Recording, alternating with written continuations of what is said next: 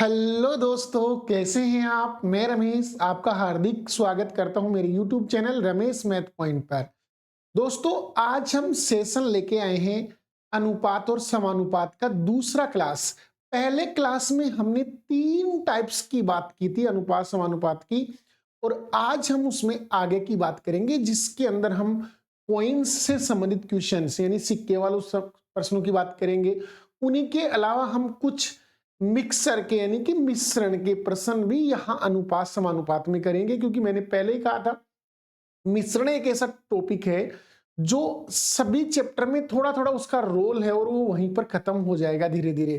जैसे हमने कुछ मिश्रण के सवाल परसेंटेज से रिलेटेड परसेंटेज में देख लिए थे, अब अनुपात से रिलेटेड अनुपात में देख लेंगे, फिर आगे कोई लाभ हानि से रिलेटेड आएगा वो लाभ हानि में पढ़ लिया जाएगा। चलिए दोस्तों, आज के सेशन को शुरू करते हैं।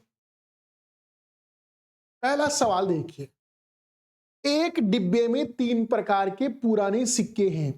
3, 5, 7 के अनुपात में पुराने सिक्कों का मूल्य क्रम से 1 रुपए, 5 रुपए और 10 रुपए है।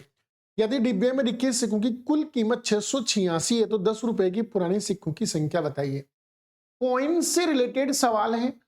कॉइन से रिलेटेड सवाल में क्या होता है, देखो आप एक बार समझिए यहां से कि हमारे पास क्या है। यहां पर एक तो हमारे को 1 रुपए का कॉइन दे रखा है, 1 रुपए वाला कॉइन दे रखा है। एक हमें दे रखा है 5 रुपए वाला कॉइन दे रखा है, और एक हमें 10 रुपए वाला कॉइन दे रखा है। यानी 3 प्रकार के कॉइन लिए हैं, 1 रुपए, 5 रुपए और 10 रुपए के। और इनकी संख्या का रेशियो दे रखा है हमें। संख्या का रेशियो बोलो, संख्या का रेशियो क्या दे रखा है, तो आप कहेंगे सर संख्या का रेशियो 3:5:7 दे रखा है। 3:5:7 दे रखा है। देखो ये संख्या का रेशियो है, लेकिन सवाल में टोटल कीमत बताई गई है 686। इसका मतलब सवाल में क्या करना आपको, रेशियो आपके पास नंबर का है, इस कॉइन कितने कितने हैं क्वांटिटी का है, और हमें दे रखी है क्या, कीमत, यानी उनका मूल्य दे रखा है।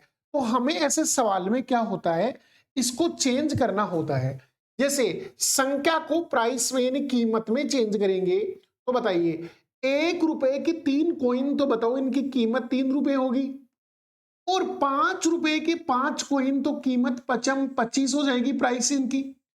और 10 रुपए की 7 कॉइन तो बताओ इनकी कीमत 10×7 = 70 हो जाएगी। तो मैं कहता हूं टोटल कीमत कितनी हुई, तो 3 को, 25 को और 70 को जोड़ लो आप। 70 + 25 95 + 3 98, यानी टोटल यहां से अनुपातों का योग 98 आ रहा है, यानी कीमत का योग 98 आ रहा है। जबकि सवाल में कीमत आपको 686 दे रखी है, 686 दे रखा है। तो काट लीजिए, 9×7 = 63, लगभग ये इससे 7 बार पूरा पूरा कट जाएगा दोस्तों। ये इससे 7 बार कटेगा पूरा पूरा, यानी 7 टाइम्स। सो 1 यूनिट की वैल्यू किसके बराबर आ गई, 7 के बराबर आ गई। तो बताइए आपको कॉइन कौन से पूछे जा रहे हैं, 10 रुपए वाले। तो 10 रुपए वाले कॉइन की संख्या 7 है, तो 7 × 7 कितना हो जाएगा, यानी इसको आप 7 से मल्टीपल कर दीजिए। सवाल का उत्तर आएगा 49। डी ऑप्शन सवाल का राइट आंसर होगा दोस्तों। बिल्कुल, सबसे पहले क्वांटिटी का रेशियो दे रखा है, आप उसे मूल्य के रेशियो में लेके आइए, कीमत के रेशियो में लेके आइए। तो आपको क्या करना पड़ेगा, क्वांटिटी को क्या करना है, उसकी कीमत से गुणा करते जाओ, तो कीमत का रेशियो बन जाएगा। और अब कीमत के टोटल योग को टोटल कीमत के बराबर रख के वहां से आप 1 यूनिट की वैल्यू निकाल लीजिए 7 के बराबर। अगर आपसे पूछे कि 10 रुपए वाले कॉइन कितने हैं, तो 7 से मल्टीपल कर लो, 7×7 = 49। 5 रुपए वाले कॉइन पूछे तो 5 से मल्टीपल कर लो, 5×7 = 35। और 1 रुपए वाले कॉइन पूछे तो 3 से मल्टीपल कर लो, 3×7 कितने आएंगे, 21 कॉइन। 21 कॉइन 1 रुपए के होंगे, 35 कॉइन 5 रुपए के होंगे, और 10 रुपए वाले 49 कॉइन होंगे। तो ये सवाल का उत्तर आएगा 49। तो अब एक ऐसा ही सवाल कीजिए आप यहां से, थैले में 3:5:7 के अनुपात में 3 प्रकार के पुराने सिक्के दिए हैं, और जिनका मूल्य वर्ग है 1 रुपया, 5 रुपया और 10 रुपया। ठीक है, तो यहां से और आपको टोटल जो कीमत है ना वो 1372 दे रखी है। देखो सवाल उससे रिलेटेड है, आरपीएफ एसआई में वो सवाल आया था, ये भी एसआई में आ गया, केवल 1372 को चेंज किया और बाकी सवाल यूं का यूं है आपका। और अभी हमने देखो आरपीएफ एग्जाम 2024 दिसंबर में आरपीएफ का एग्जाम हुआ है, अपने टेक्नीशियन के दोनों एग्जाम हुए, ग्रेड फर्स्ट ग्रेड थर्ड दोनों एग्जाम हुए हैं। उसके अलावा इसके अंदर अपने को आरपीएफ का एसआई का पेपर हो गया है। इन सब के पेपर में से एक चीज देखने को मिली कॉमन की हर पारी में सेम से प्रश्न आ रहे हैं, केवल नंबर से ना थोड़ा बहुत चेंजमेंट करता है, जैसे रेशियो वो रख लिया लेकिन यहाँ योग चेंज कर दिया, ऐसे कुछ सवाल आ रहे हैं रेलवे में, वो देखे गए तो आप उनको पढ़ें। 2024 में क्या सवाल आए उनका एक एक सवाल आप जरूर निकालें, 2025 के लिए बेहतरीन तैयारी होगी। तो चलिए दोस्तों सवाल करते हैं, बाकी मैं सारे सवाल करवाऊंगा, मैंने कुछ वीडियो बनाए जिसमें आरपीएफ के क्वेश्चन करवाए भी हैं, आगे भी मैं आपके लिए वीडियो लेके आऊंगा जिसमें टेक्नीशियन का कंप्लीट में सारे क्वेश्चंस आपको लाइव आके समझाने वाला हूं, एक दिन क्लास लेंगे उसकी। एसएससी जीडी के लिए हम एक बार क्लास रखेंगे अब, क्योंकि एसएससी जीडी का पेपर है तो हम चाहते हैं 10-12 दिन उनके लिए कोई क्वेश्चन बनाए अच्छे से, तो उनको लाइव आके समझाए। तो अब जल्दी शुरू करने वाले हैं वो क्लास भी। देखो यहां से रेशियो क्या दे दिया आपको, 1 रुपए का कॉइन, वही बात आपके आगे, 1 रुपए वाला कॉइन है, 5 रुपए वाला कॉइन है और 10 रुपए वाला कॉइन है। आपके पास 3 प्रकार के कॉइन है और इनके नंबर यानी क्वांटिटी की बात करें तो इनकी क्वांटिटी कितनी है, तो इनका रेशियो है 3:5:7, ये क्वांटिटी है इनकी, ठीक है ना, इतनी क्वांटिटी के अंदर है वो। और यहां से मैं प्राइस का रेशियो निकालूं तो क्या आएगा, तो आप कहेंगे सर 3 एकम 3, इसकी प्राइस 3 हो गई, इसकी कीमत 25 हो जाएगी क्योंकि 5 क्वांटिटी है, 7 क्वांटिटी 10-10 की है तो 10-7 हो गया। तो बताओ टोटल योग अभी किया था सवाल में 98 था और इसमें भी 98 है और उसकी वैल्यू आपको 1372 दे रखी है, 1372। तो बताइए यहां से सवाल को काटिए इसको। अब आप अप्रोक्स में थोड़ा सा अनुमान लगा सकते हैं कि अगर यार आप इसको इसे काटेंगे तो आपको पता है लास्ट में 2 आना चाहिए, लास्ट में क्या आना चाहिए, 2 आना चाहिए। तो ये आपका लगभग, भाई आपको पता है 9 का भाग यानी लगभग ये 9 है ना आपका 137 के आसपास आना चाहिए, 9 आपका कितना होना चाहिए, 137 के आसपास आना चाहिए। तो 9 ऐसा नंबर आपको लेना है कि वो 1 इसके आसपास आ जाए आपका, ठीक है ना। तो जैसे आप देखो मैं इसको 14 से गुणा करूं, 14 नामा 126 होता है और 14 को 8 से गुणा करेंगे अपन तो 112 होता है। तो आपको पता है वहां से अपने पास 11 और निकल के आएंगे, लगभग ये आएगा। तो आप कह रहे हैं कि ये आपका जो सवाल है ना पूरा पूरा कट रहा है, इसे 14 बार चाहे मल्टीपल करके देख लो, 14 × 112, 2 आपका आ गया है, 11 शेष, 14 नामा 126 में 11 जोड़ेंगे 137 आएगा। तो आप ऐसे अप्रोक्स में थोड़ा सा ध्यान रखिए फिर आपका क्वेश्चन हो जाएगा। बाकी पहाड़े याद कीजिए आप, यहां से 14 यूनिट है तो बताइए कौन से पूछ रहा है, तो आपको 10 रुपए वाले सिक्के पूछ रहा है तो 7 से मल्टीप्लाई कर दो, 7 × 14 98, 14×7 98 कॉइंस। डी ऑप्शन सवाल का राइट आंसर होगा, डी ऑप्शन सवाल का राइट आंसर होगा दोस्तों। तो अगला सवाल देखते हैं अपन, अगला सवाल है इसी से रिलेटेड। एक बॉक्स में 110 रुपए रखे हुए हैं, तो कीमत आपको बता दी कि टोटल 110 रुपए रखे हुए हैं और वो 1, 2, 3 के रेशियो में है, लेकिन वो कॉइन कौन कौन से हैं, तो 1 रुपए वाला कॉइन है, 50 पैसे वाला कॉइन है और 25 पैसे वाला कॉइन है। ये 3 प्रकार के कॉइन है यहां पर हमारे पास, 1 रुपए, 50 पैसे, 25 पैसे। तो सवाल को शुरू करते हैं, हमारे पास कॉइन कौन कौन से हैं, 1 रुपए वाला यानी 1 मूल्य वर्ग का कॉइन है, 50 पैसे वाला आपका कॉइन है और 25 पैसे वाला आपके पास कॉइन है। ये 3 प्रकार के कॉइन है और इनकी क्वांटिटी का जो रेशियो है वो दे रखा आपको कितना, 1, 2, 3, 1, 2 और 3 इसकी क्वांटिटी का रेशियो दे रखा है। अब बताओ सवाल में टोटल 110 रुपए मूल्य वर्ग बताया इसका, इसका मतलब कीमत का रेशियो चाहिए हमें, क्योंकि ये कीमत है तीनों की मिला के, सभी की मिला के कीमत है, तो हमें कीमत का रेशियो चाहिए। तो मैं कहता हूं जी कीमत निकाल लेते हैं यहां से। बोलो 1 रुपीज का 1 कॉइन, तो बताइए इसकी प्राइस कितनी हो जाएगी, तो 1 × 1 1 होगा। बोलो 50 पैसे के 2 कॉइन, तो 50 इंटू 2 100 होगा, 100 का मतलब 1 RS, 1 रुपया बन गया है। 50 इंटू 2 100 पैसे, 100 पैसे का मतलब 1 रुपया। 25 इंटू 3 75, तो ये 75 पैसे हैं, तो मैं इसको 0.75 लिख दूं, या मैं इसको ऐसे लिख लूं कि ये आपका 75 पैसे लिख देते हैं, इसको 75 पैसे में लिख लेते हैं। तो इसको भी मैं 100 पैसा कर लेता हूं और इस 1 रुपए को भी 100 पैसा कर लेता हूं, ताकि हमारा कैलकुलेशन दशमलव में जाए ही नहीं। तो बताइए टोटल पैसे कितने हो गए? 275। 275 पैसे हो गए हमारे पास, तो इसे बराबर कर दीजिए। बताओ कितने रुपए हैं? 110 रुपए हैं। तो बेटा इसको भी आप पैसे में कन्वर्ट कर दीजिए, तो 2 जीरो लगा दीजिए। 1 रुपए में 100 पैसे होते हैं, तो पैसे से कन्वर्ट कर दीजिए इसको, क्योंकि हमने यहां पैसे के रूप में ले लिया है इसको, तो यहां भी पैसे रखेंगे, इसको रुपए के रूप में नहीं रखेंगे। तो काट लीजिए, दोनों कट गया। 11 से ये पूरा कटता है 25 बार, 25 बार कटता है, और 25 से आपका 100 कटता है 4 बार, और एक जीरो यानी 40 बार। यानी ये क्वांटिटी है ना आपकी टोटल 40 बार कटी। तो बताइए अब आपको सवाल का उत्तर देना है। सवाल में पूछे 50 पैसे के कॉइन कितने हैं, तो बताइए 50 पैसे का अनुपात 2 है, तो 2 को मल्टीपल कर दो 40 से, तो कितने कॉइन आए? 80 कॉइन। सवाल का राइट आंसर आएगा 80 कॉइन। कि 50 पैसे के कितने कॉइन हैं? 80 कॉइन हैं। तो दोस्तों ये थे हमारे कॉइन से रिलेटेड प्रश्न। इसी प्रकार का प्रश्न आपसे पूछा जा सकता है, अगर कॉइन्स का सवाल पूछा जाएगा तो इसी तरीके का सवाल होगा, बस आपको चेंज करना पड़ सकता है। कई बार यहां संख्या दे देता है, तो रेशियो आपको किसका दे देता है? कीमत का, तो फिर उसे वापस क्वांटिटी में बदलना होता है। जैसे देखो एक बार समझो, अगर आपको ये रेशियो दे रखा होता और आपसे ये बदलना होता, तो आप क्या करते? 25 75 में 25 का भाग लगाते 3 आ जाता, 100 में 50 का भाग लगाते 2 आता, 100 में 100 का भाग लगाते 1 आ जाता। यानी आप क्या कर सकते हैं? वापिस प्राइस से क्वांटिटी बनानी है तो भाग लगा दो, और क्वांटिटी से प्राइस बनानी है तो क्वांटिटी इंटू उसका कीमत से गुणा कर दो, तो वो आपका चेंज हो जाएगा। तो अब चलते हैं अगली टाइप के सवाल की बात करते हैं।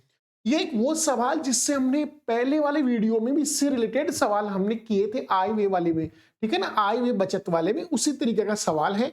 ये कहता है 2 नंबर हैं, एक नंबर 7 है, एक नंबर 9 है, प्रत्येक में क्या जोड़े? दोनों में सेम चीज जोड़नी है कि बनने वाली दोनों संख्याओं का रेशियो 13:14 होना चाहिए।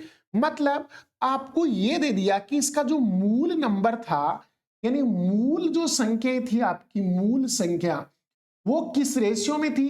तो वो 7 और 9 थी, 7 और 9, ठीक है ना, 7:9 थी आपकी, ठीक है ना। और परिणामी जो आपका रेशियो आया, वो रेशियो कितना आया आपका? तो परिणामी रेशियो आपका आया है 13:14 आया है, 13:14 आया है। और दोनों नंबर में से सेम नंबर घटाने के लिए बोला जा रहा है, दोनों में से सिमिलर नंबर घटाना है भैया, आपको सिमिलर नंबर घटाना है। 7 और 9 में से, ये 7:9 होना चाहिए था वैसे, क्योंकि 7 और 9 दो संख्या नहीं है। 7 और 9 में से क्या घटाना चाहिए? ऐसा होना चाहिए कि उनका रेशियो क्या आएगा फिर, ठीक है। तो यहां से क्या हुआ, अब आपको क्या करना है? यहां पर आपको करना है कि जैसे इन दोनों का रेशियो की बात करें, तो ये देखो 7 और 9 दोनों के बीच में 2 का डिफरेंस है, ठीक है। जोड़ने की बात हो रही है ना, जोड़ने की बात, जोड़ना है, इसमें सेम चीज जोड़नी है, 7 और 9।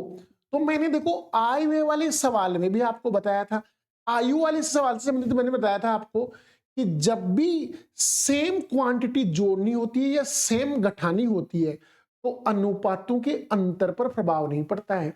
जैसे मैंने एक एग्जाम्पल लेके आपको बताया कि जैसे 2 भाई हैं, उनके बीच में 3 साल का अंतर है।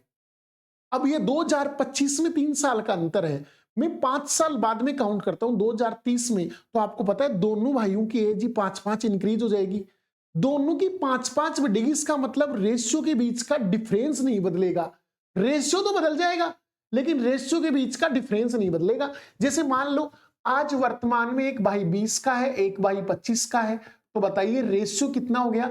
4:5 हो गया। रेशियो कितना आएगा आपका? 5 से काटेंगे तो 4:5 आएगा।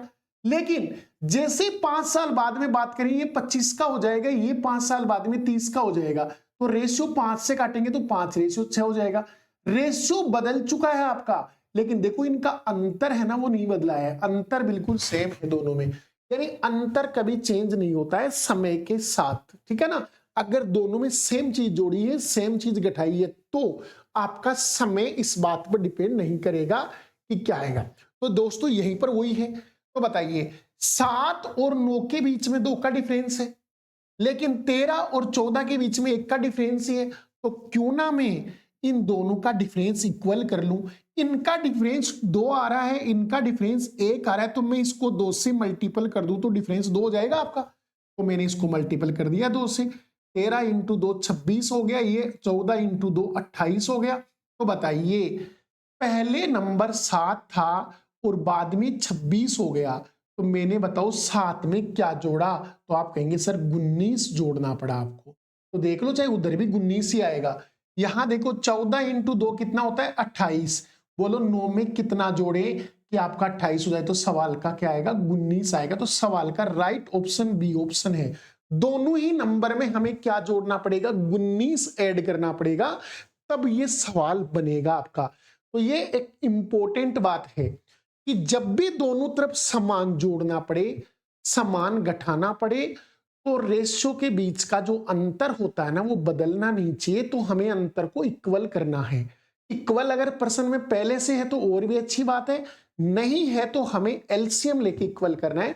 जैसे 2 और 1 का एलसीएम 2 ही होता है, तो ये तो 2 है ही, इसको 2 बनाने के लिए हमने 1 2 से मल्टीप्लाई कर दिया। चलते हैं एक ऐसा ही सवाल।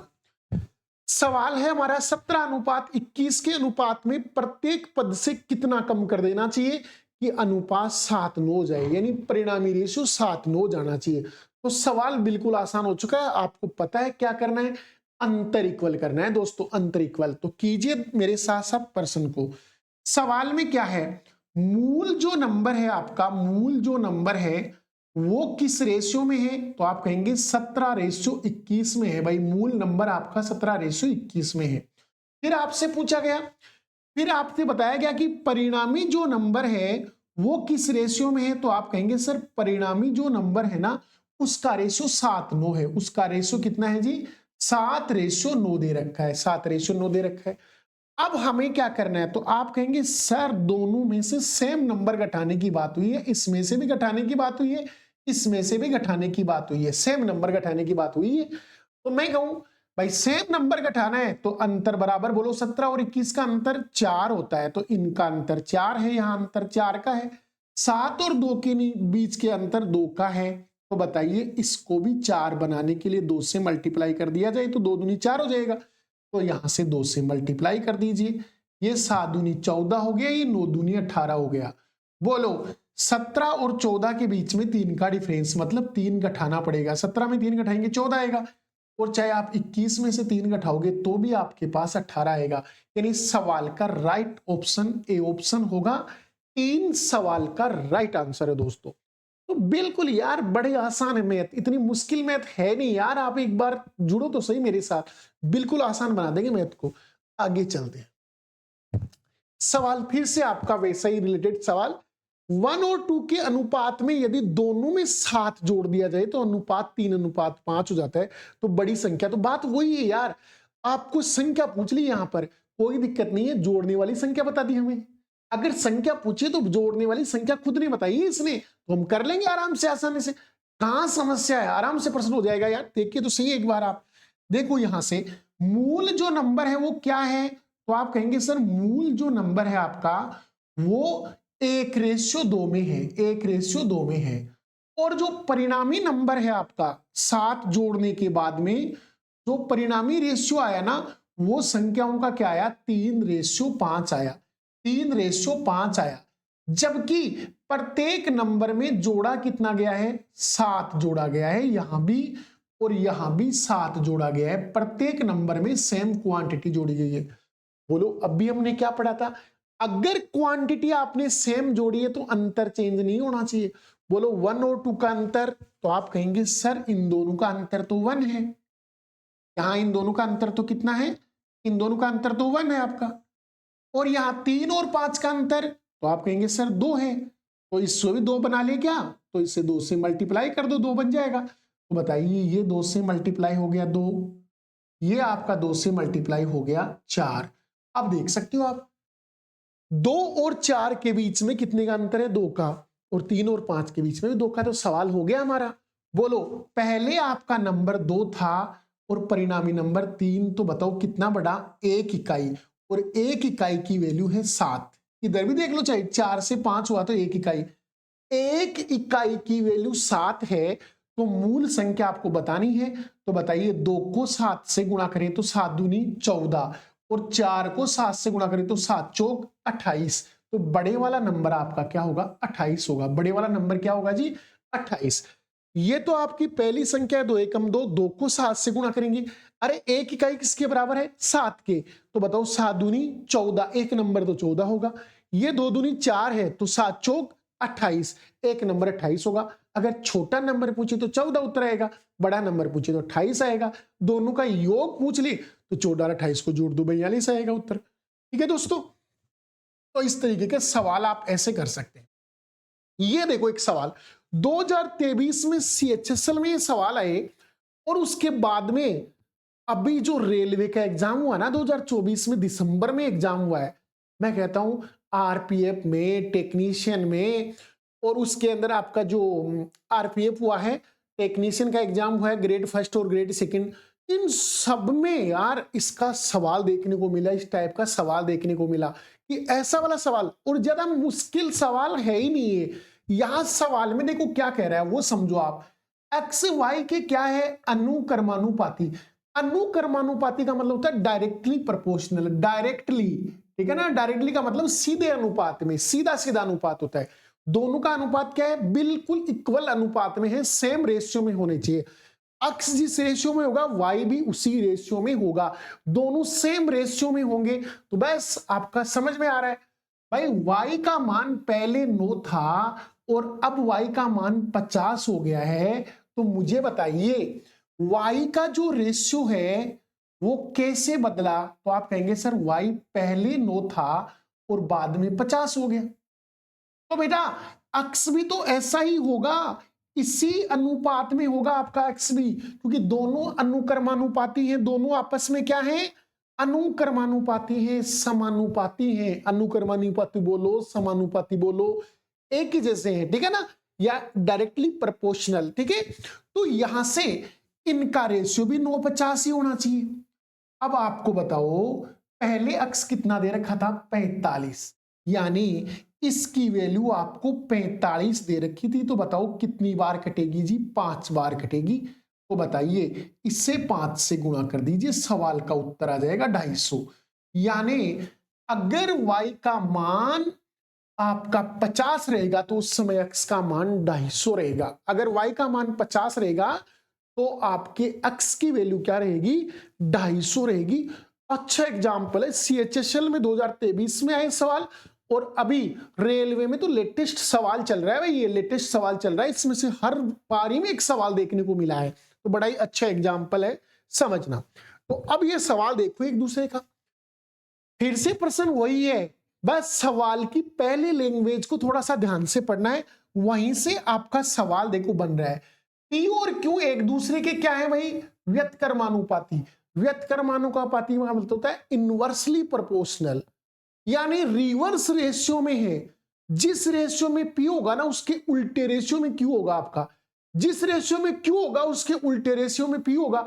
मतलब दोनों एक दूसरे के इनवर्सली प्रोपोर्शनल है, इनवर्सली प्रोपोर्शनल है दोनों एक दूसरे के, यानी इनका रेशियो गलत। तो आप ये देखो किसका मान दे रखा आपको दोनों बार। तो ये कहता है सर क्यू की वैल्यू 6 है तो पी की वैल्यू 10 है, पी की वैल्यू 15 है तो क्यू की बताओ। तो देखो पी की दोनों वैल्यू दे रखी है, बाद में 15 दी और पहले पी की वैल्यू कितनी थी, 10। पी की वैल्यू कितनी है, 10 है, तब क्यू की वैल्यू 6 के बराबर होती है। तो बताओ पी 15 के बराबर होगा तो क्यू कितने के बराबर है। तो मैं यही जानना चाहता हूं कि बताओ पी किस रेशियो में चेंज हुआ। तो आप कहेंगे सर पी पहले 10 था और बाद में आपका पी 15 हो गया। तो बताइए 5 से काट लो 2:3, 5 से काट लो 2:3 में चेंज हुआ। तो मुझे बताइए क्यू किस रेशियो में चेंज होगा। तो आप कहेंगे सर इनवर्सली प्रोपोर्शनल है, इसका मतलब क्यू 3:2 में चेंज होगा, 3:2 में चेंज होगा भाई। अगर P आपका 2:3 में है तो Q आपका 3:2 में होगा। बोलो पहले Q की वैल्यू कितनी थी? 6, यानी पहले Q की वैल्यू 6 थी। तो बताओ 1 यूनिट किसके बराबर? 2 के बराबर था। तो अब Q की वैल्यू क्या आएगी? तो 2 से मल्टीपल कर दो, यानी 2 गुणा 2, सवाल का उत्तर हो जाएगा 4। अब Q की वैल्यू क्या आएगी भाई? अगर P 15 है तो Q कितना होगा? 4 के बराबर ही होगा। जब P आपका 10 था तब Q 6 था। आप ऐसे मत सोचो सर पहले 10 था तब भी Q तो 6 था, अब छोटा कैसे हो गया 15 पर? भाई इनवर्सली प्रोपोर्शनल है, उल्टा क्रम में चल रहा है। इसका मतलब एक बढ़ रहा है तो एक ही घट रहा है। अगर ये 10 से 15 हुआ है तो वो जरूर 6 से घटेगा आपका, तो वो घटेगा आपका, ठीक है ना, उल्टा रेशियो में चल रहा है। सवाल का उत्तर है 4। तो ये सवाल आप थोड़ा सा सोचिए इसको और एक बार कोशिश कीजिए इस सवाल को करने की। लेकिन यहां सवाल में इतना जरूर है, y का क्या है? वर्ग है अनुक्रमानुपाती। अनुक्रमानुपाती का मतलब है डायरेक्टली प्रोपोर्शनल, मतलब सीधा अनुपात में है, सीधे अनुपात में। लेकिन वर्ग के, y के वर्ग के अनुपात में कौन है? x है तो सीधा सीधा अनुपात। जो अनुपात वैसे वैसे रखा जाएगा, उसको रिवर्स नहीं किया जाएगा, उल्टा नहीं किया जाएगा, वैसे का वैसा सीधा अनुपात है। लेकिन है वर्ग का। सवाल देखते हैं भाई। बोलो पहले y की वैल्यू क्या दे रखी थी आपको? तो आप कहेंगे सर पहले y की वैल्यू 2 दे रखी थी और अब y की वैल्यू 3 पूछ रहा है। y की वैल्यू 3 दे रखी है। x की वैल्यू पहले 12 थी और x की वैल्यू अब पूछ रहा है कि क्या होगी x की वैल्यू। तो चलते हैं सवाल को करते हैं। बोलो y किस रेशियो में चेंज हुआ आपका? तो y आपका जो चेंज हुआ है उसका रेशियो है, y पहले 2 था और अब y 3 हो गया। y पहले 2 था अब 3 हो गया। लेकिन देखो y के वर्ग, तो मैं यहां से y का वर्ग कर देता हूं। तो बताइए 2 का वर्ग कितना होगा? 4 और 3 का वर्ग कितना होगा? 9। और अक्स क्या है? अक्स y के वर्ग के क्या है? अनुक्रमानुपाती। इसका मतलब इसके बिल्कुल सेम जैसा रेशियो y के स्क्वायर का है ना, वैसा ही रेशियो किसका होगा? x का होगा। मतलब x का रेशियो और y स्क्वायर का रेशियो क्या है? सेम रेशियो है। डायरेक्टली प्रोपोर्शनल का मतलब होता है समान रेशियो में दोनों। कौन कौन? y का वर्ग और x, यानी y वाला वर्ग और x वाला जो रेशियो है वो दोनों सेम रेशियो में है। तो बताओ इसका रेशियो भी 4:9 ही होगा। अगर y स्क्वायर का रेशियो 4:9 है तो x का रेशियो भी 4:9 ही होगा। बोलो पहले x कितना था? 12, यानी पहले इसकी वैल्यू 12 थी। तो बताइए एक इकाई किसके बराबर था? 3 के बराबर। तो 3 से गुणा कर दो, सवाल का उत्तर आ जाएगा 9×27।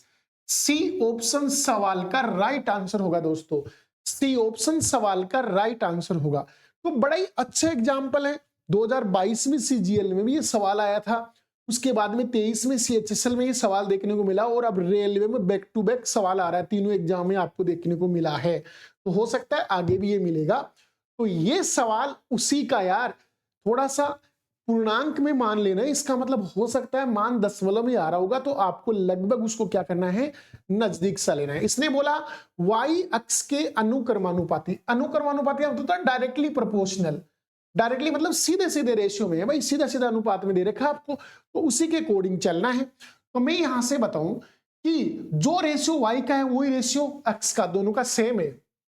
वैल्यू आपको x की दे रखी है, पहले x की 42 थी और अब x की 54 आ रही है। इसका मतलब x का रेशियो क्या?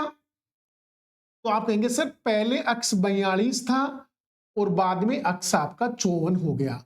तो बताइए रेशियो क्या हुआ? तो आप कहेंगे सर 6 से काट लो 7, इसे भी 6 से काट लो 9, 7:9 है। तो भाई y का रेशियो क्या होगा?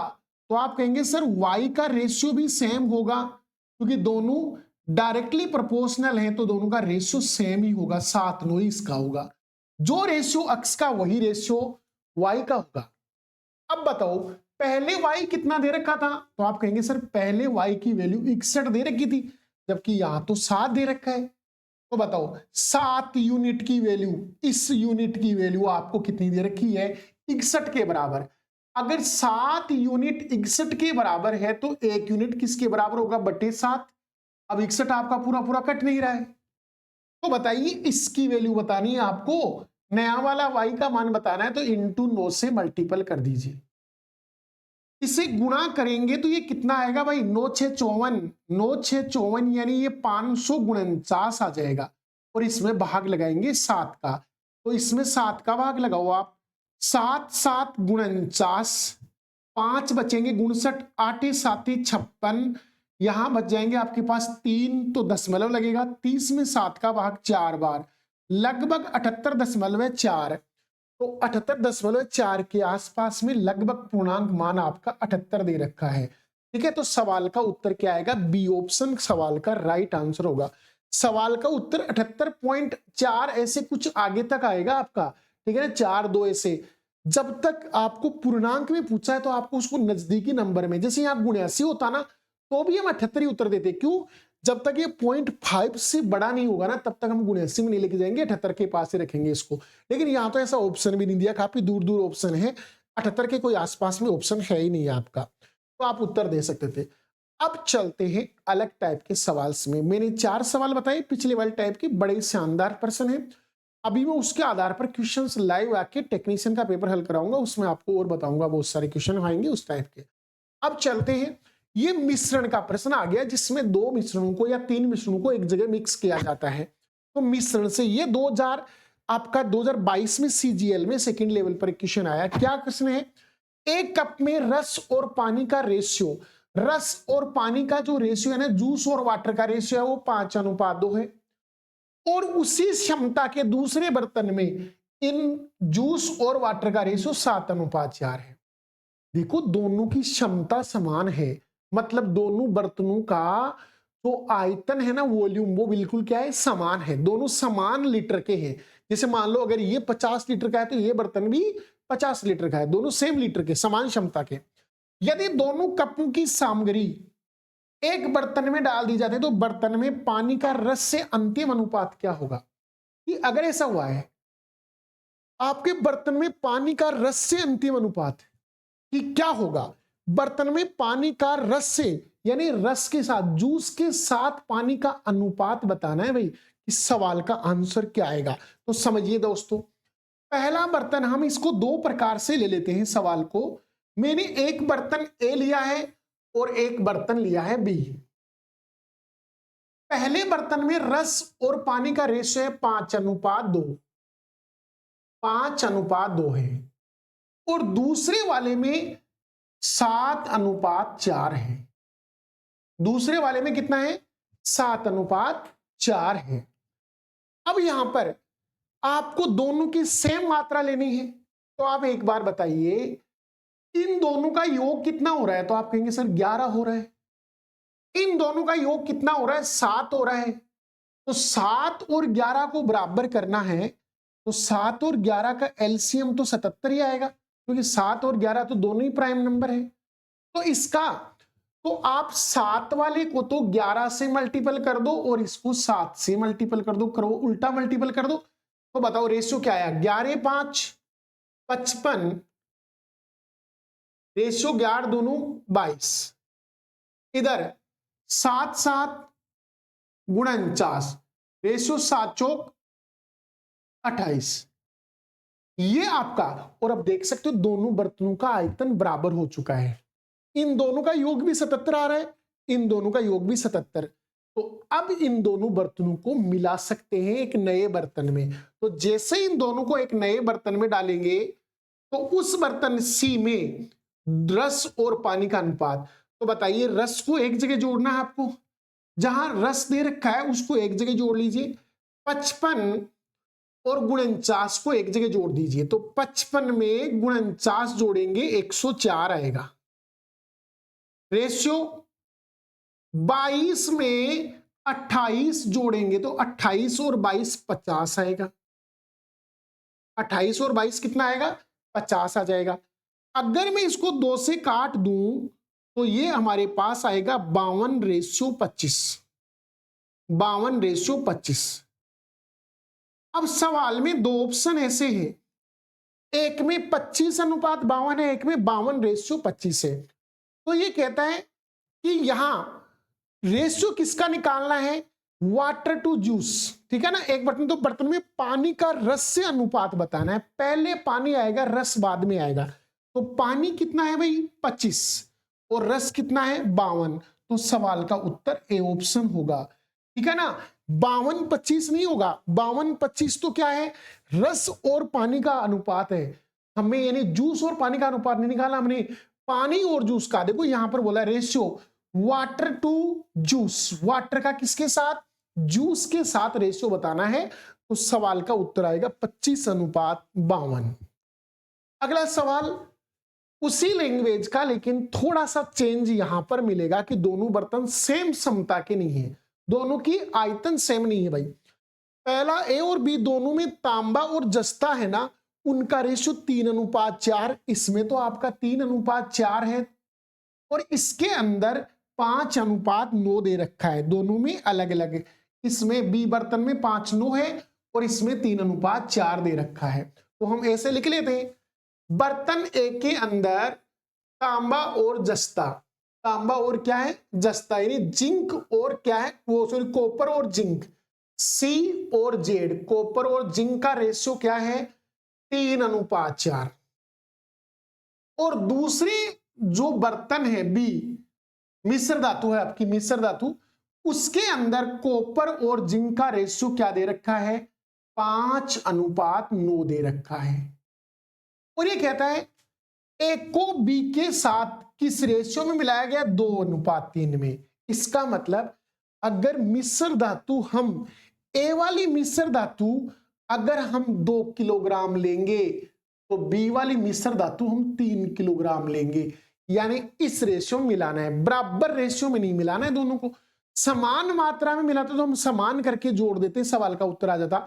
लेकिन हमें मिलाना है पहले वाले के 2 भाग दूसरे वाले के 3 भाग के साथ मिलाना है। तो यहां से आपको क्या करना है, पहले हम इक्वल ही करेंगे सवाल को। तो बताओ यहां योग कितना है 7, यहां योग कितना है 14, बोलो 9 और 5 होता है 14, 4 और 3 होता है 7, 7 का और 14 का एलसीएम 14 ही आता है। तो क्यों ना इसको 2 से गुणा कर दे, बताओ हो गया 14। ये आपका 3 दूनी 6 हो जाएगा, ये 4 दूनी 8 हो जाएगा, तो 8 और 6 14, और ये आपका 5 और 9 14 दोनों सेम हो गए, सेम हो गए। अब आपको मिलाना है कि पहले वाले बर्तन से हम ऐसे मिश्र धातु 2 भाग मिलाएंगे, तो मैं इसको अगेन 2 से गुणा कर देता हूं, और इसके हम 3 भाग लेंगे तो इससे मैं 3 से गुणा कर देता हूं। और अब सवाल को कर लो, तो बताओ 4 से गुणा करो, 4 3 12 अनुपात 4 चौक 16, यहां से 3 से करेंगे 5 3 15 अनुपात 9 3 27। चाहे देख सकते हो आप, इन दोनों का योग 28 है और इन दोनों का योग 42 है। बोलो 28 को 14 से काटेंगे 2 बार कटेगा, 42 को 14 से काटेंगे 3 बार, यानी 2:3 में मिला दिया हमने इसको। तो जब भी आपको किसी भी रेशियो में मिलाना हो, सबसे पहले क्वांटिटी को इक्वल कर लो, इक्वल करने के बाद में जिस भी रेशियो में मिलाना है उसी रेशियो से मल्टीपल कर दो। तो अब बताइए कि यहां वो इसका कॉपर और जिंक का, यानी सी में तांबा और जस्ता, यानी कॉपर और जिंक का रेशियो बताना है। तो बताइए जो सी बनेगा, दोनों के मिक्स होने से सी बनेगा, उसमें कॉपर कितना होगा 15 + 12 27, और उसमें जिंक कितना होगा तो 16 + 27, 16 + 27 तो कितना होगा 43। तो बताइए सवाल का उत्तर होगा 27 43, डी ऑप्शन सवाल का राइट आंसर, क्योंकि ये दोनों कटेंगे नहीं, 43 आपका प्राइम नंबर है, तो सवाल का उत्तर आएगा 27:43। तो जैसे दोस्तों आपको इक्वल अनुपात में नहीं मिलाना है तो भी इक्वल करना है, ये सवाल फिर से इक्वल रेशियो का आ गया। समान क्षमता के 2 बर्तन हैं, पूरी तरह से दूध से भरे हैं, दूध और पानी का मिश्रण है 5:1 और 6:5, और ये कहता है दोनों को मिक्स करें तो नए मिश्रण में दूध और पानी का रेशियो बताना है। तो ये सवाल हमारे पहले वाले एग्जाम्पल की तरह से है कि यहां पर हमने 2 एग्जाम्पल पढ़ लिए, उनमें से पहला जो एग्जाम्पल था उससे रिलेटेड प्रश्न है। आपके 2 अलग अलग बर्तन हैं, उन दोनों बर्तन की बात हम करते हैं यहां पर। तो देखो एक बार समझो, बर्तन ए लेते हैं और बर्तन बी लेते हैं। पहले बर्तन में दूध पानी का रेशियो कितना है मिल्क और वाटर का रेशियो, मिल्क और वाटर का रेशियो है वो 5:1 है, और दूसरे बर्तन में मिल्क और वाटर का जो रेशियो है वो आपका क्या है, 6:5 है, और इनकी समान मात्रा मिलानी है। इसका मतलब जितनी मात्रा इसकी होगी उतनी मात्रा हम इसकी लेंगे। तो बताइए, यहां तो 5 + 1 कितना हो रहा है, 6 हो रहा है, यहां 6 + 5 कितना हो रहा है, 11। तो बताओ 6 और 11 का तो एलसीएम क्या आएगा, 66 ही आएगा, क्योंकि दोनों का मल्टीपल ही करना पड़ेगा, और कोई एलसीएम बनता नहीं है। तो कर दीजिए, इसको तो 11 से मल्टीपल कर दीजिए, तो ये 11 × 66 हो जाएगा। इसको 6 से मल्टीपल कर दीजिए तो भी ये 6 और 5 11 × 6 क्या हो जाएगा, 66। तो अब देखिए कितना आता है, 11 5 55, रेशियो 11 एकम 11, इधर 6 6 36, रेशियो 5 6 30, 36 रेशियो 30 आता है। तो इन दोनों को मिलाकर एक नया वितरण बर्तन तैयार कर लीजिए जिसके अंदर आपको मिश्रण बताना है। तो ये सी बर्तन आपका मिल गया। तो बताइए 55 + 36 मिलेंगे तो कितना बनेगा, तो ये 91 आएगा, 91। ठीक है, 55 में 36 जोड़ेंगे कितना आएगा भाई, 91 आएगा। 11 में 30 जोड़ेंगे कितना आएगा भाई, 41 आएगा। क्या ये नंबर कट सकता आपस में, तो आप कहेंगे सर नहीं कट सकता, क्योंकि 41 भी आपका प्राइम नंबर है। सवाल का उत्तर आएगा 91:41। सी ऑप्शन सवाल का राइट आंसर। ये 2022 में एमटीएस में सवाल पूछा गया था। चलिए एक सवाल और करते हैं इससे रिलेटेड। यहां पर वो फिर समानधारिता का प्रश्न आ गया, बिल्कुल इजी प्रश्न है। तो मैं चाहता हूं कि इस सवाल के उत्तर, ये 2023 में एमटीएस में आया था, इस सवाल के उत्तर में चाहता हूं आप मेरे को कमेंट करेंगे कमेंट बॉक्स में। ठीक है दोस्तों, तो आप जरूर मेरे को इस सवाल को कमेंट करना, इसके कमेंट बॉक्स में उत्तर देना आप। अगला सवाल चलते हैं। एक मिश्रण में एक रसायन अक्स और पानी का अनुपात 15:9 है। ये अलग टाइप का सवाल आ गया है। जब इस मिश्रण में 48 लीटर मिश्रण को पानी से प्रतिस्थापित कर दिया जाता है तो अनुपात 11:13 हो जाता है। तो अनुपात कितना हो जाता है, 11:13। तो प्रतिस्थापन के बाद पानी की मात्रा ज्ञात करो। देखो सवाल बड़ा मस्त है। पहले जो मिश्रण था उसमें रसायन अक्स की मात्रा और पानी की मात्रा 15:9 में है। फिर पूरे मिश्रण में से 48 लीटर निकाला, इसका मतलब उस 48 लीटर में रसायन अक्स भी था और वाटर भी था, दोनों निकल के चले गए।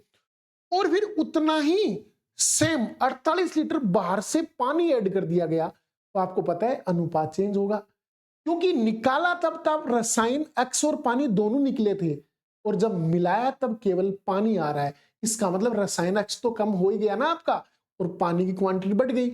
लेकिन एक सोचने वाली बात देखना, यहां समझना, बड़ा सिंपल प्रश्न है। मैं तो देखो इस प्रश्न को करता ना, तो यहां देखो इसने बोला है प्रतिस्थापन के बाद पानी की मात्रा बताओ।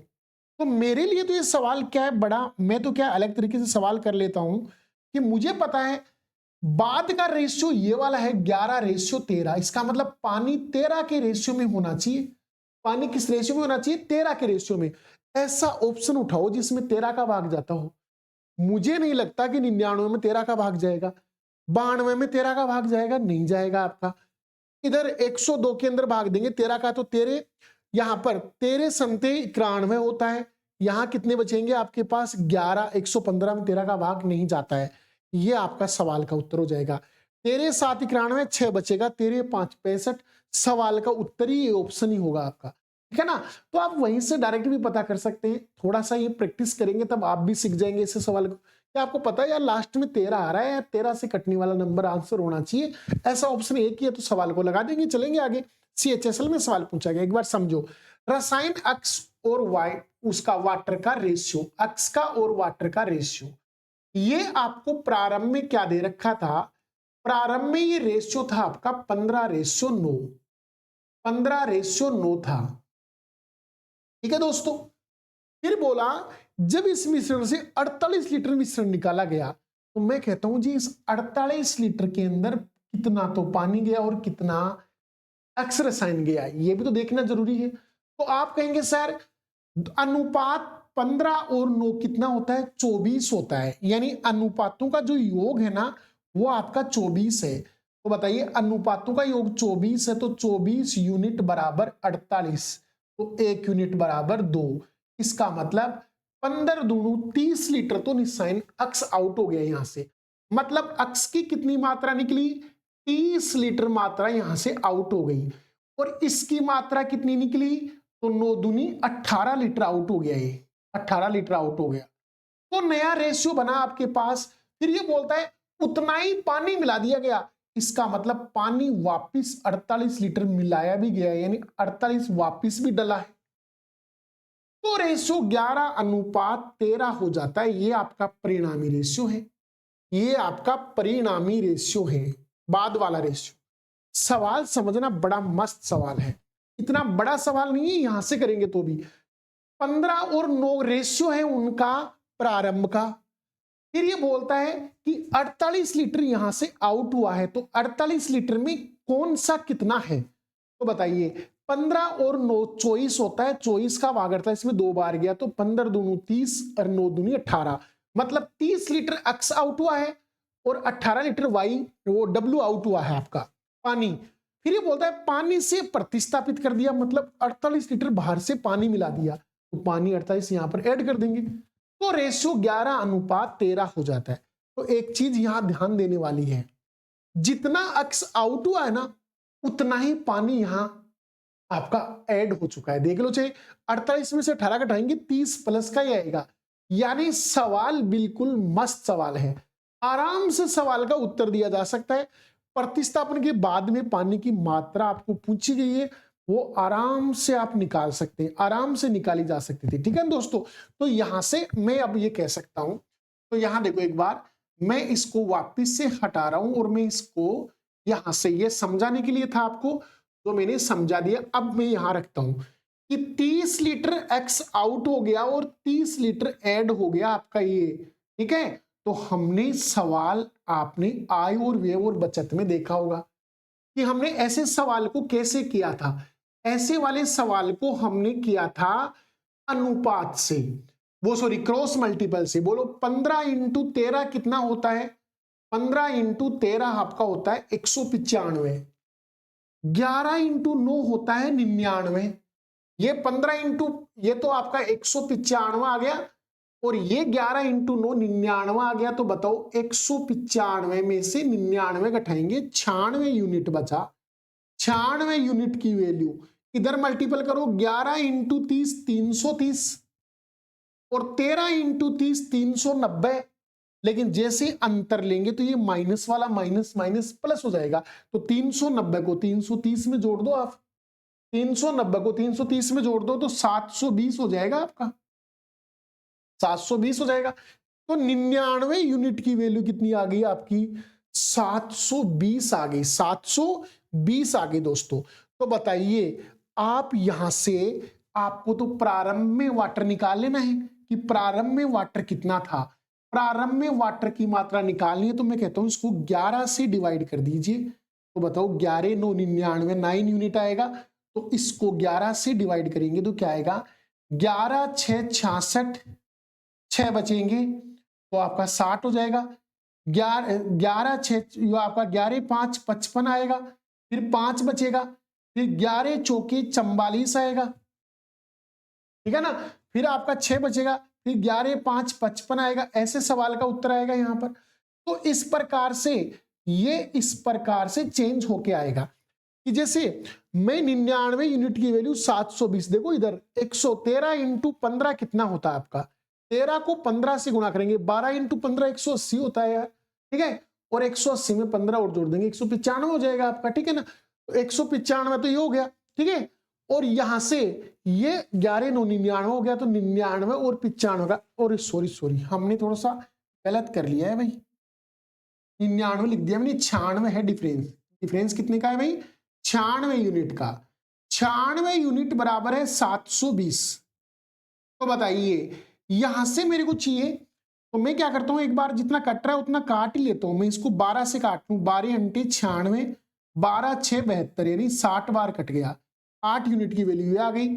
तो 1 यूनिट की वैल्यू कितनी आएगी, तो बटे 8, और 9 यूनिट की वैल्यू निकालनी है तो इंटू 9 कर लो, तो 9 छिगे 54, 540 में 8 का भाग लगाना है भाई। जल्दी से इसका हल करके बताओ। 500, 9 छिगे 54, 540 में 8 का भाग लगाओ तो क्या आएगा, 8 छिगे 48, बच गए कितने, 6 बच गए आपके पास। तो 8 7 56, बच गए कितने, 4, तो 67.5। यानी प्रारंभ में वाटर की जो मात्रा थी वो 67.5 थी, और आपने देखो 30 और ऐड कर दिया तो नई जो मात्रा है वो कितनी हो जाएगी, तो 65 में 30 और जोड़ दो आपका, सॉरी 67.5 है ना, 67.5 में 30 और जोड़ दो, 97.5 सवाल का उत्तर आ जाएगा भाई दोस्तों। 97.5 सवाल का उत्तर आएगा। बाकी मैं कहता हूं आपको सीधा 13 से देख लेना चाहिए था। अगर ऐसा एक ही ऑप्शन है तो सवाल को उत्तर लगा के चले जाओ आप आगे। ये देखो 55 लीटर मिश्रण में जूस पानी का रेशियो 4:1 है, इसको 2:1 बनाना है तो बताओ इसमें कितना पानी मिलाया जाना चाहिए। पानी मिलाना है, पहले जूस और पानी का रेशियो 4:1 में है, मतलब टोटल प्रारंभ की बात करूं मैं तो मेरे पास जूस और वाटर का जो रेशियो है वो 4:1 है, ठीक है, प्रारंभ में। और बाद में परिणामी मिश्रण में कितना हुआ, 2:1। जबकि हमें क्या करना है, इसमें पानी और मिलाया जाना है। तो जब मेरे को ये पता है कि इसमें पानी और मिलाया जाना है, कितना पानी और मिलाएंगे, यानी पानी मिलाया जाना है, तो श्योर है पानी की क्वांटिटी चेंज होगी, लेकिन आपकी जूस की क्वांटिटी तो चेंज नहीं होगी ना। तो आप कहेंगे बिल्कुल सर नहीं होगी। तो बताओ इन दोनों को सेम करना है तो यहां 2 से मल्टीप्लाई कर दो, तो 2 से मल्टीप्लाई कर दिया, ये लो 2 से मल्टीप्लाई हो गया। तो बताइए अब बताओ जूस कितना है, 4, और पहले भी जूस कितना था, 4। तो हमने यही तो सेम करने की कोशिश कर रहे थे कि भाई पानी और मिलाया जाएगा तो पानी चेंज होगा, जूस चेंज नहीं होगा। तो जूस की क्वांटिटी को सेम कर लो, रेशियो को सेम कर लो आप। तो सेम कर लिया हमने, तो हमें पता चला कि वाटर की क्वांटिटी कितनी चेंज हुई, तो बताओ 1 से बढ़ के 2 हो गई। मतलब कितना चेंज हुआ भाई, +1। और ये +1 की वैल्यू आपको बतानी है कि कितनी आएगी, वही बताना है। जबकि प्रारंभ में मिश्रण कितना दे रखा था आपको, 55 लीटर। तो बताइए प्रारंभिक मिश्रण कितना था, 4 + 1 5, 5 यूनिट की वैल्यू 55 थी।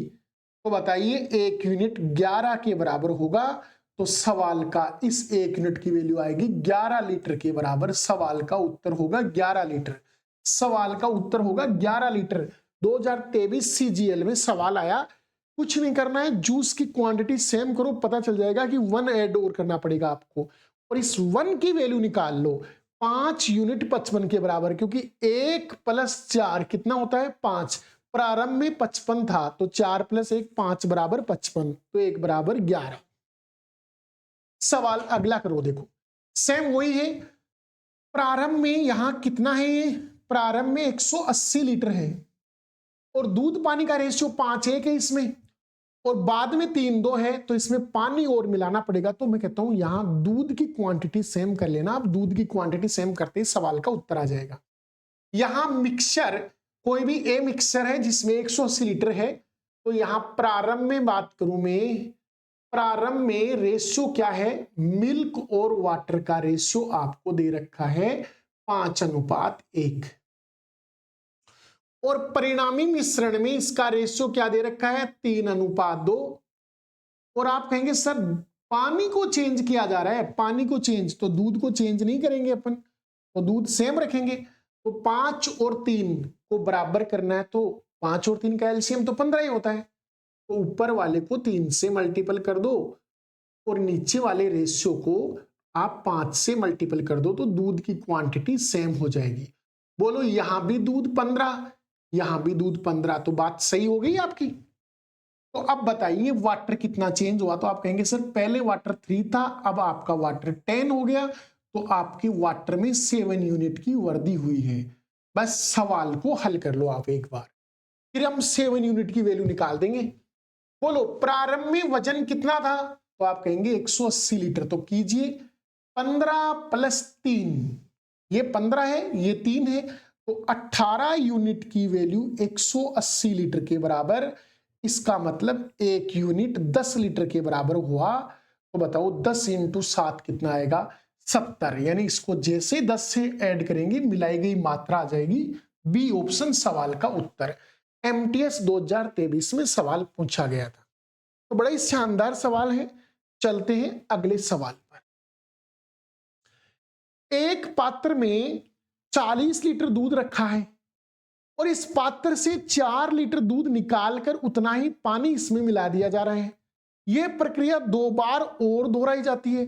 तो पात्र में अब दूध कितना शेष रहा, कि आपको यहां दूध की मात्रा बतानी है कि दूध अब कितना इस पात्र में शेष रह गया है। तो देखो सवाल मुश्किल सवाल नहीं है आपका, बड़ा ही आसान सा सवाल है। एक बार देखते हैं यहां पर। टोटल 40 लीटर था जिसमें से 4 लीटर निकाला जा रहा है, इसका मतलब 10% हो गया। अरे आप 4 लीटर मिश्रण निकाल रहे हैं कितने में से, 40 में से। तो बताओ ये आपका 1/10 ही तो हुआ, 1/10 हुआ। मतलब हर 10 लीटर में से 1 लीटर आउट हो रहा है।